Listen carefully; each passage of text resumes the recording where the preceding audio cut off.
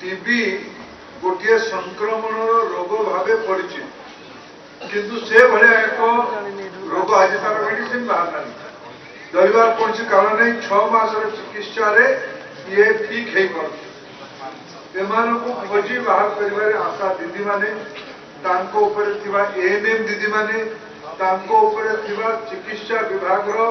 अन्यान्य जो ग्रासरूट अधिकारी बंधु मैंने मुझे सर्वप्रथम धन्यवाद दूसरी कृतज्ञता दूसरी धन्यवाद दूसरी जो बंधु मैंने ये टीबी को हरइले जो मैंने आज टीबी चैंपियन हेले निक्षय मित्र चैंपियन हेले से माने करे जो 6 मासर संघर्षपूर्ण अनुभव पाई से माने आज टीबी को पराजित कर संपूर्ण सुस्थ हो पारि चिकित्सा विभाग को सहयोग कर आज रोग मुक्त हो पारि